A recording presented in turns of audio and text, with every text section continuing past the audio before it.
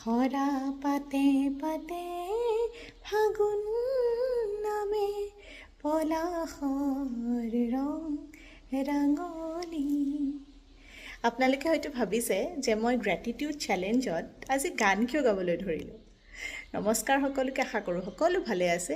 আজি হৈছে day 7 of gratitude challenge. আপোনালোক সকলোৰে নিজস্ব এটা টেলেণ্ট আছে, এটা প্ৰতিভা আছে, যোনটো হয়তো ক'ৰবাত কেতিয়াবা কিছু কামৰ কাৰণে, পঢ়া শুনাৰ কাৰণে, চাকৰিৰ কাৰণে ক'ৰবাত সেইটো ৰৈ গৈছে বা সেইটো প্ৰফেচনেলি আপুনি সেইটো ব্যৱহাৰ কৰিব পৰা নাই। সেই টেলেণ্টটোৱে আপোনাক আচলতে এটা বেলেগ ধৰণৰ পৰিচয় দিয়ে। এই 10জনৰ মাজত যে বিশেষ হৈ পৰে, সেই প্ৰতিভাটোৱে কৰে। আজি সেই প্ৰতিভাটোক এটা ধন্যবাদ জ্ঞাপন কৰক আৰু সেই প্ৰতিভাটোৰ বাবে অলপ সময় উলিয়াওক, অলপ সময় দিয়ক, চৰ্চা কৰক, যিয়ে কৰে। মই যেনেকৈ গান ভাল পাওঁ, মই নিজে গান শিকিছোঁ, গান পাৰফৰ্ম কৰোঁ।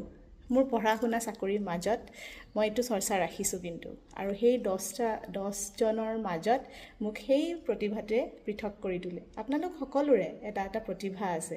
কোনোবাই হয়তো ছবি আঁকি ভাল পায়, কোনোবাই হয়তো নাচি ভাল পায়, কোনোবাই হয়তো কথা কৈ ভাল পায়।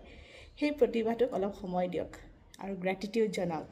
চাবচোন, এই যে অলাগতিয়াল চিন্তা এইবিলাক যে আহি থাকে, সেইবোৰৰ ভাবিবলৈ সময়ে নাপাব আপুনি।